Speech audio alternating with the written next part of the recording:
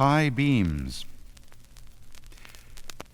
The girl driving the old blue sedan was a senior at the high school.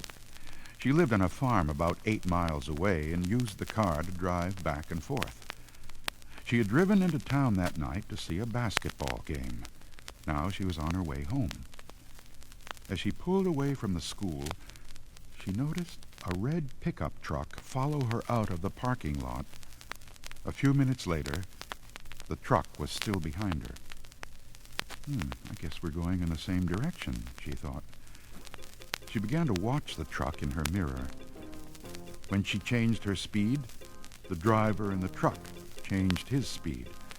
When she passed the car, so did he. Then he turned on his high beams, flooding her car with light. He left them on for almost a minute. He probably wants to pass me, she thought, but she was becoming uneasy. Usually she drove home over a back road. Not too many people went that way. But when she turned onto that road, so did the truck. I've got to get away from him, she thought, and she began to drive faster. Then he turned his high beams on again. After a minute, he turned them off. Then he turned them on again and off again. She drove even faster, but the truck driver stayed right behind her. Then he turned his high beams on again. Once more, her car was ablaze with light. What is he doing, she wondered. What does he want? Then he turned them off again. But a minute later, he had them on again, and he left them on.